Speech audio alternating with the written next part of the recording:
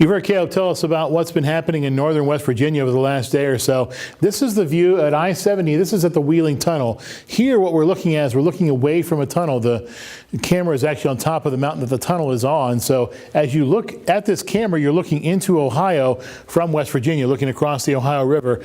But what you don't necessarily see is that the Ohio River, which normally stops right about here or so, is actually now stopping way down here because it's way over its banks, because we have seen so much rain over the past few days. How much rain are we talking about? Well, we've seen more than 4 and 5 inches of rain in some isolated spots in portions of Ohio and Pennsylvania. What that's done, of course, is it's flowed into the Ohio River, into the tributaries, the creeks and streams that lead into the Ohio River, and that's why we've seen so much flooding in northern West Virginia and also in the portions, of course, of Pennsylvania and Ohio as well over the last couple of days. Fair amount up to Wheeling in particular.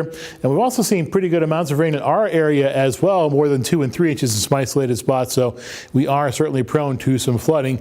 Tonight, the big concern for us in terms of our travels, we go through the overnight into our Tuesday morning, is fog. Look at the fog beginning to roll off of the hills and onto I-64 at mile marker 124.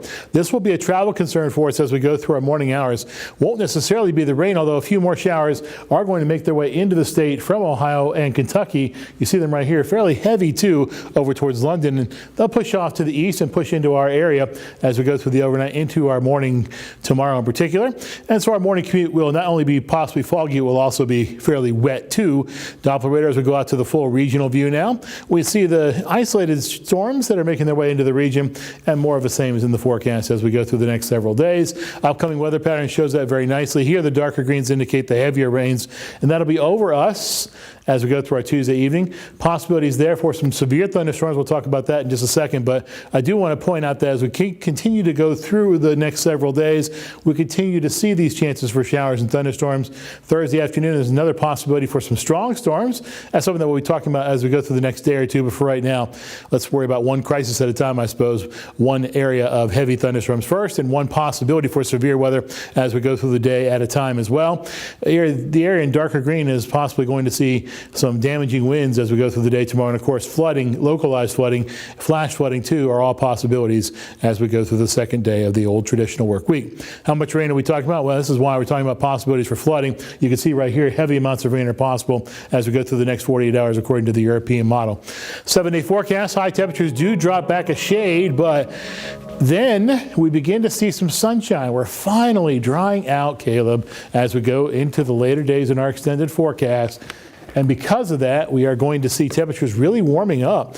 We'll be pushing 90 degrees by next Sunday, so sunny and out hot. Temperatures about 10 or so above where they should be.